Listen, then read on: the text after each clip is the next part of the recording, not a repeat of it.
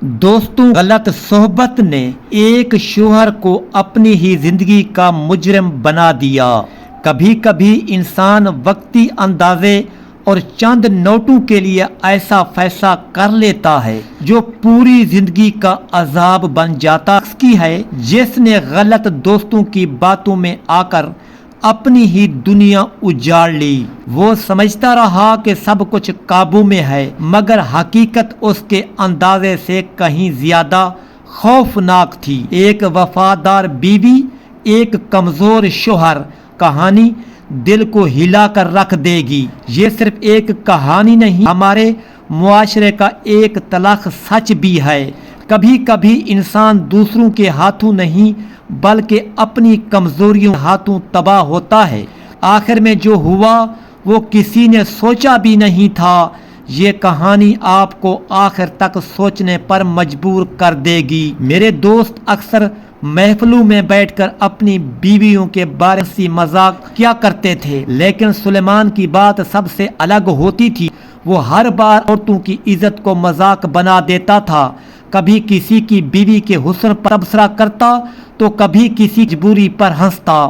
ایک دن ہم خانے میں بیٹھے تھے، ہو رہی تھی اور سگریٹ کے دھوئیں سے پورا ماحول بھرا ہوا تھا۔ تبھی سلیمان نے ہنستے ہوئے کہا، عورت صرف پیسے کی بھوکی ہوتی ہے، اگر اچھے نوٹ دکھاؤ تو ہر رشتہ بھول جاتی ہے۔ سب دوست کہے لگانے لگے، مگر فیضان خاموش بیٹھا رہا۔ اس کے چہرے پر عجیب سی تھکن تھی، جیسے وہ اندر سے ٹوٹا ہوا ہو۔ سلیمان نے اس کی خاموشی دیکھا۔ کیا بات ہے فیضان، تمہاری ہی وفادار ہے یا اس کی بھی کوئی قیمت ہوگی؟ دوست ہنسنے لگے، مگر فیضان نے زبردستی ہونٹوں پر مسکراہٹ سجا لی۔ حالانکہ اس کے دل پر یہ جملہ تیر کی طرح لگا تھا، کیونکہ اس کی زندگی پہلے ہی مسائل سے بھری ہوئی تھی۔ اس کے والد کافی عرصہ پہلے انتقال کر چکے تھے اور گھر کی ساری ذمہ داری اس کے کندھوں پر آ گئی تھی۔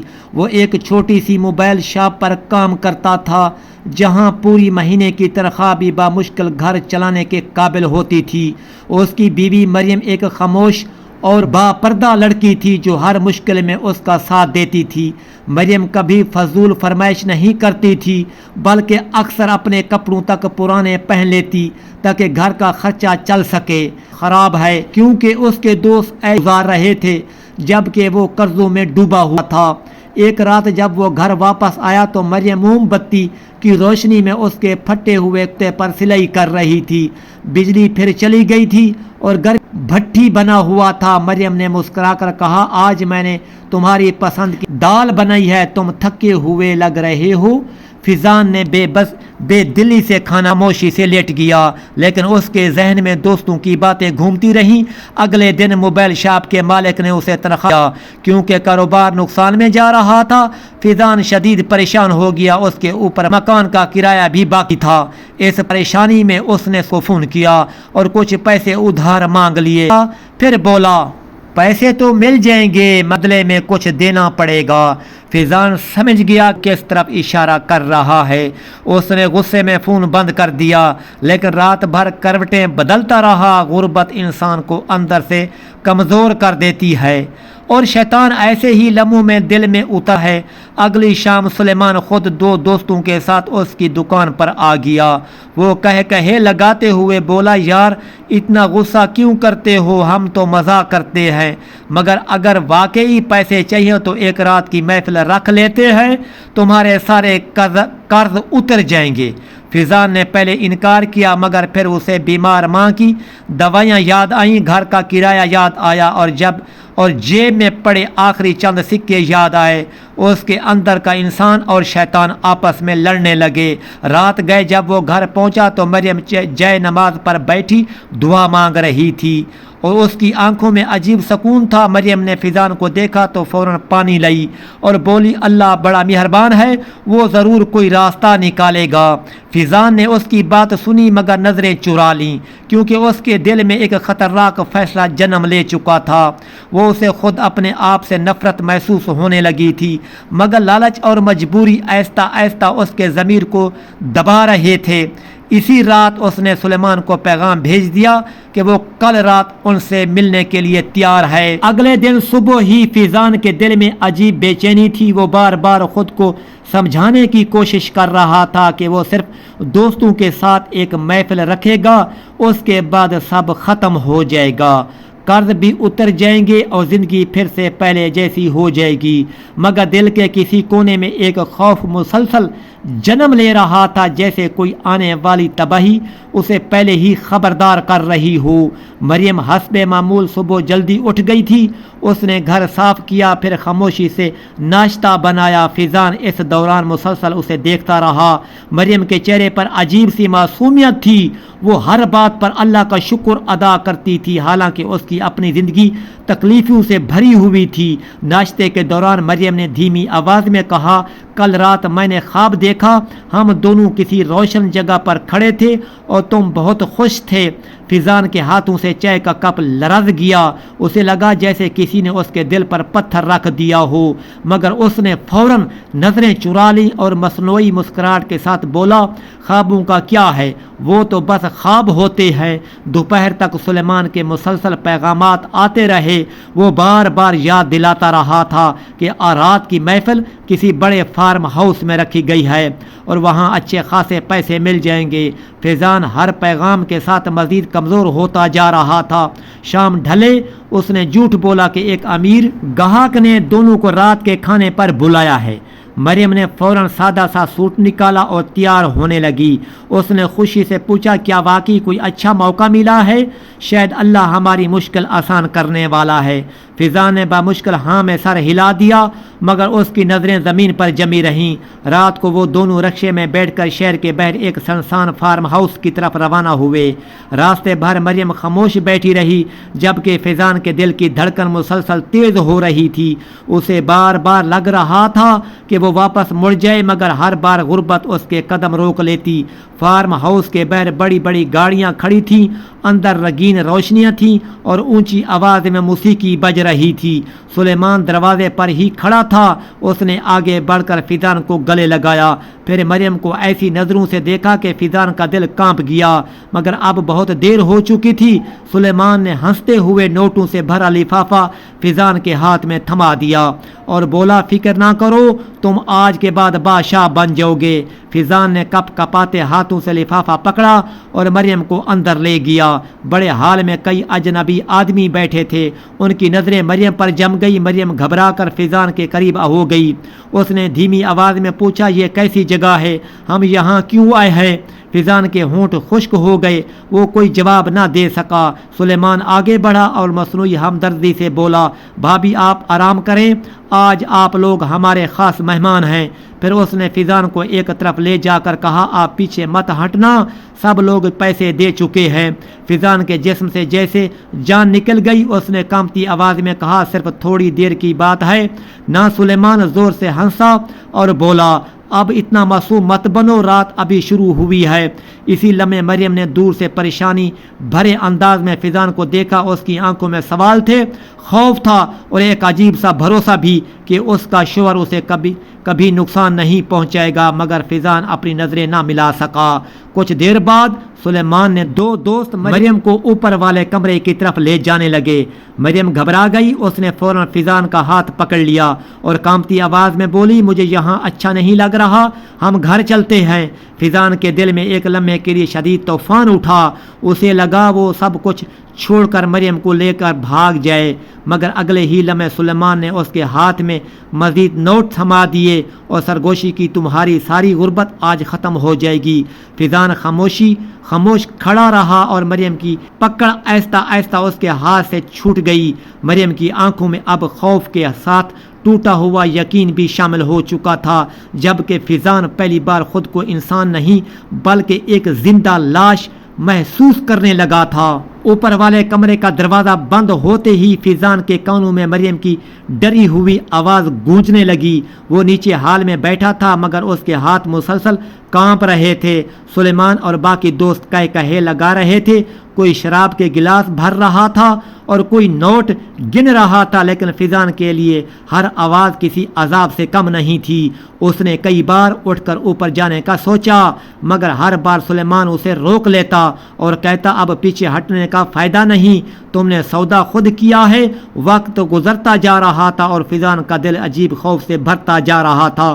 اسے بار بار مریم کا معصوم چہرہ یاد آ رہا تھا، وہی چہرہ جو ہر مشکل میں اس کے ساتھ کھڑا رہا تھا، وہی لڑکی جو خود بھوکی رہ کر اسے کھانا کھلاتی تھی، اور آج اسی کو اس نے چند نوٹوں کے بدلے اجنبی درندوں کے حوالے کر دیا تھا۔ اچانک اوپر سے کسی چیز کی گرنے کی زوردار آواز آئی، پھر ایک چیخ سنائی دی۔ پورا حال چند لمحوں کے لیے خاموش ہو گیا۔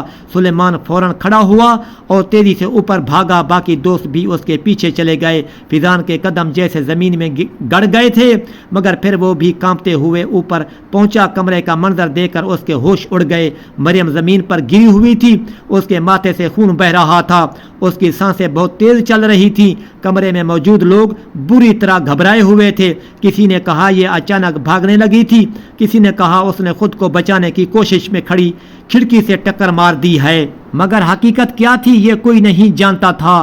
مریم کی آنکھیں نیم وا تھیں۔ اس نے بڑی مشکل سے فیضان کی طرف دیکھا، اس کی آنکھوں میں درد سے زیادہ حیرت تھی، جیسے وہ اب تک یقین نہ کر پا رہی ہو کہ اس کا اپنا شوہر اس کے ساتھ کیا کر سکتا ہے۔ فیضان فوراً اس کے قریب بیٹھ گیا اور کانپتی آواز میں بولا مریم اٹھو، میں تمہیں گھر لے جاؤں گا۔ مگر مریم کے ہونٹوں میں ہلکی سی لرزش آئی، اس کی آنکھوں سے آنسو بہنے لگے۔ اس نے دھیمی آواز میں صرف اتنا کہا تم نے مجھے بیچ دیا۔ پھر اس کا ہاتھ آہستہ سے ڈھیلا پڑ گیا۔ کمرے میں مکمل خاموشی چھا گئی۔ فیضان جیسے پتھر کا ہو گیا تھا۔ سلیمان نے جلدی سے اس کا کندھا پکڑا اور بولا ہوش میں آؤ، اگر پولیس آ گئی تو ہم سب پھنس جائیں گے۔ ایک دوست نے خوف زدہ لہجے میں کہا لاش کو فوراً یہاں سے ہٹانا ہوگا ورنہ ہم سب برباد ہو جائیں گے۔ فیضان مسلسل مریم کی بے جان چہرے کو دیکھ رہا تھا۔ اس کے کانوں میں صرف ایک جملہ گونج رہا تھا، تم نے مجھے بیچ دیا۔ وہی جملہ اس کے دل کو چیر رہا تھا، مگر اب بہت دیر ہو چکی تھی۔ رات کے اندھیرے میں وہ لوگ مریم کی لاش ایک گاڑی میں ڈال کر شہر سے دور سنسان قبرستان لے گئے۔ وہاں جلدی جلدی قبر کھودی گئی اور بغیر کفن دفن کے اسے مٹی میں دفنا دیا گیا۔ فیضان قبر کے پاس بیٹھا روتا رہا مگر کسی نے اس کی ایک نہ سنی۔ سلیمان نے غصے سے کہا اگر زندہ رہنا ہے تو سب کو یہی کہنا ہوگا کہ مریم کسی عاشق کے ساتھ بھاگ گئی ہے۔ فیضان خاموشی سے سر ہلاتا رہا کیونکہ اب وہ خود بھی خوف میں ڈوب چکا تھا۔ اگلی صبح پورے محلے میں یہی خبر پھیل گئی کہ مریم گھر چھوڑ کر فرار ہو چکی ہے۔ لوگ طرح طرح کی باتیں کرنے لگے، کوئی اسے بد کردار کہتا تو کوئی فیضان پر ترس کھاتا، مگر کوئی حقیقت نہیں جانتا تھا۔ فیضان ہر وقت خاموش رہنے لگا۔ رات کو جب وہ اپنے کمرے میں اکیلا لیٹا تو اچانک اسے محسوس ہوا جیسے بیڈ کے نیچے کوئی چیز حرکت کر رہی ہو۔ پہلے اسے لگا شاید وہی وہم ہے، مگر پھر کسی نے اس کے پاؤں کو زور سے پکڑا۔ وہ چیختا ہوا اٹھ بیٹھا اور فوراً چادر ہٹا دی۔ نیچے کچھ نہیں تھا مگر اس کے ہاتھ بری طرح کانپ رہے تھے۔ اسی لمحے اسے لگا جیسے کمرے کے کونے میں مریم کھڑی ہو، سفید کپڑوں میں، خاموش آنکھوں سے اسے دیکھ رہی ہو۔ فیضان نے زور سے آنکھیں بند کر لیں مگر اب اس کی زندگی میں خوف داخل ہو چکا تھا اور یہ خوف ہر گزرتے دن کے ساتھ مزید گہرا ہونے والا تھا۔ رات گہری ہو چکی تھی اور شہر پر ایک عجیب سا ناٹا چھایا ہوا تھا۔ فیضان اپنے کمرے میں اکیلا بیٹھا دیوار کو گھور رہا تھا مگر اس کی آنکھوں کے سامنے دیوار نہیں تھی بلکہ مریم کا وہی معصوم چہرہ بار بار آ رہا تھا جیسے اس نے اپنی کمزوری اور لالچ میں کھو دیا تھا۔ اب اس کی زندگی میں نہ سکون تھا نہ نیند۔ ہر رات اسے عجیب آوازیں سنائی دیتی، کبھی کسی کے چلنے کی، کبھی کسی کے رونے کی، اور کبھی ایسا لگتا جیسے کوئی اس کے بالکل قریب کھڑا سانس لے رہا ہو۔ وہ بار بار اٹھ کر پورا گھر چیک کرتا مگر ہر بار خالی ہاتھ لوٹ آتا، مگر اندر کا خوف بڑھتا ہی جا رہا تھا۔ اس نے سلیمان کو کئی بار فون کیا، مگر اب سلیمان بھی اس سے بات کرنے سے کترانے لگا تھا، جیسے سب اپنے گناہوں کے بوجھ سے بھاگ رہے ہوں۔ فیضان کے دل میں اب صرف ایک ہی سوال تھا، کیا واقعی مریم کسی کے ساتھ بھاگ گئی تھی، یا پھر اس رات کچھ ایسا ہوا تھا جیسے وہ سب چھپا رہے تھے۔ ایک دن وہ ہمت کر کے قبرستان گیا جہاں مریم کو دفن کیا گیا۔ زمین پر بیٹھی پرانی مٹی اور خاموش قبریں اسے کسی اور ہی دنیا میں لے جا رہی تھی۔ وہ مریم کی قبر کے سامنے بیٹھ کر پھوٹ پھوٹ کر رونے لگا، اور پہلی بار اس نے سچ بولنے کی ہمت کی۔ وہ چیخ چیخ کر کہنے لگا، میں مجرم ہوں، میں نے تجھے بیچا، میں نے تیری عزت کا سودا کیا، مجھے معاف کر دے۔ مگر وہاں صرف خاموشی تھی۔ ہوا ہلکی ہلکی چل رہی تھی، اور لگتا تھا جیسے زمین بھی اس کی باتیں سن کر خاموش ہو گئی ہو۔ اسی لمحے اسے لگا جیسے پیچھے کوئی کھڑا ہے۔ اس نے مڑ کر دیکھا تو اسے دور سفید کپڑوں میں ایک سایہ دکھائی دیا۔ وہ مریم کا ہی عکس لگ رہا تھا، مگر چہرہ صاف نہیں تھا۔ فیضان خوف سے پیچھے ہٹا اور زمین پر گر گیا، مگر وہ سایہ آہستہ آہستہ قریب آ رہا تھا۔ پھر اچانک وہ آواز گونجی جو اس کے دل کو چیر گئی، تم نے مجھے بیچا تھا، اب حساب دو۔ فیضان چیختا ہوا وہاں سے بھاگا اور سیدھا گھر پہنچا، مگر وہاں اس کا انتظار ایک اور سچ کر رہا تھا۔ سلیمان پولیس کی حراست میں تھا، اور باقی دوست بھی ایک ایک کر کے پکڑے جا چکے تھے۔ ایک لڑکی کی موت نے سب کے راز کھول دیے تھے۔ پولیس کو سب کچھ معلوم ہو چکا تھا کہ اس رات فارم ہاؤس میں کیا ہوا تھا، اور کس طرح سب نے مل کر ایک معصوم زندگی برباد کی تھی۔ فیضان کو بھی گرفتار کر لیا گیا۔ عدالت میں ہر طرف خاموشی تھی، مگر مریم کی یاد ہر دل میں چیخ رہی تھی۔ گواہوں کے بیانات کے بعد عدالت نے فیصلہ سنایا، اور فیضان کو سخت سزا دے دی گئی تھی، مگر اصل سزا اس کے دل کو پہلے ہی مل چکی تھی۔